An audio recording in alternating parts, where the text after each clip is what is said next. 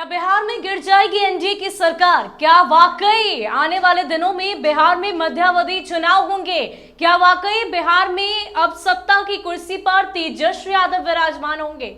ये सवाल इसलिए क्योंकि जिस तरीके से एनडीए में टूट की बात पहले ही आरजेडी की तरफ से कही जा रही थी, तमाम विपक्षी दलों की तरफ से इस बात की चर्चा की जा रही थी कि बिहार में मध्यावधि चुनाव होंगे, बिहार की सत्ता की कुर्सी पर आने वाले दिनों में तेजस्वी यादव विराजमान होंगे। और अब इन बातों का आधार भी स्पष्ट हो गया है। हम ऐसा इसलिए कह रहे हैं क्योंकि जिस तरीके से मुकेश सहनी ने आज इस बात का ऐलान कर दिया है कि बिहार में एनडीए की मीटिंग जो होने जा रही है उसमें मैं शामिल नहीं होऊंगा।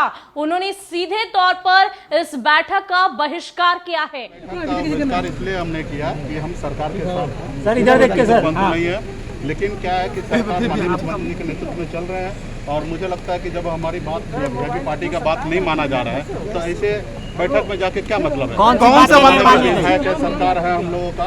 सर इधर देख के सर कुछ नहीं है, मांग तो कौन सी बात थी ऐसी? ये नाराजगी क्या थी जिससे आपने बैठक का बहिष्कार किया? वो कौन सी बात थी? समर्थन भी लेंगे या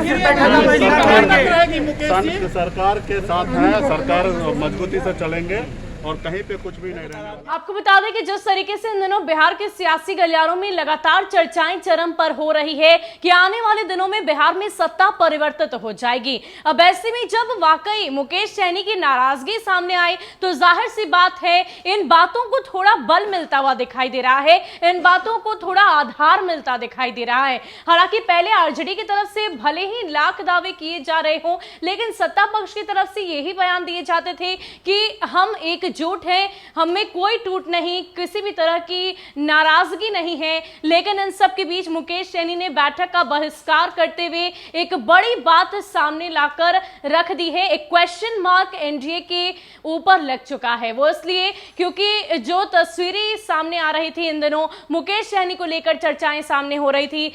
इनकी बात करें जीतन राम मांझी की तो उनको लेकर भी चर्चाएं हो रही थी और अक्सर ये कहा जा रहा था कि मांझी और सहनी का अगर मन डोलता है तो आने वाले वक्त में बिहार में सत्ता परिवर्तित हो जाएगी। आपको बता दें कि ये जो नाराजगी मुकेश सहनी के सामने आई है इस वक्त, उन्होंने साफ तौर पर बैठक का बहिष्कार किया है वो इसलिए क्योंकि जिस तरह से उत्तर प्रदेश में आगामी विधानसभा चुनाव को लेकर पूरी तैयारी सहनी की तरफ से की जा रही थी।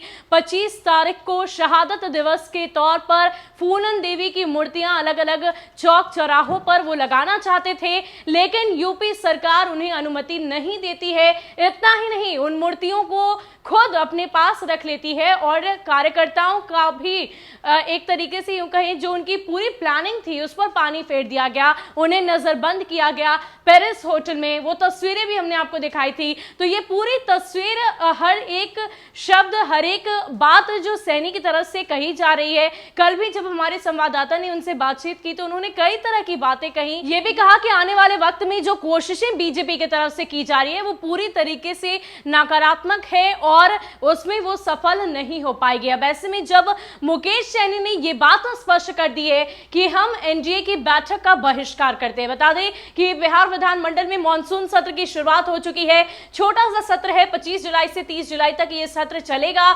लेकिन इन सब के बीच जो सहनी ने ये फैसला लिया है, अब इस पर बिहार सरकार के ऊपर क्वेश्चन मार्क लग चुका है। कहीं ना कहीं ये आरजेडी को बल देता है। जो बातें उनकी तरफ से कही जा रही थी उनको बल देते हुए बयान ये मुकेश सहनी ने दे दिया है और साफ तौर पर कहा है कि वो एनडीए की इस बैठक में शामिल नहीं होंगे। अब देखने वाली बात ये होगी कि विपक्ष की ओर से क्या कुछ बातें रखी जाती है। जाहिर सी बात है जो बातें उनकी तरफ से पहले कही जा रही थी कि बिहार में मध्यावधि चुनाव होंगे, बिहार में सत्ता परिवर्तित होगी, और इन बातों को अब आधार मिलता हुआ दिखाई दे रहा है, इन बातों को अब बल मिलता हुआ दिखाई दे रहा है। हालांकि सहनी अब आगे क्या कुछ करते हैं, क्या कदम उठाते हैं, ये तो आने वाला वक्त ही बताएगा। लेकिन जिस तरीके से बिहार में इस वक्त राजनीति का गणित है, इससे यही समझ में आता है कि अगर सहनी और मांझी का मन डोलता है तो बिहार में आने वाले दिनों में एक बड़ा सियासी भूचाल देखने को मिलेगा।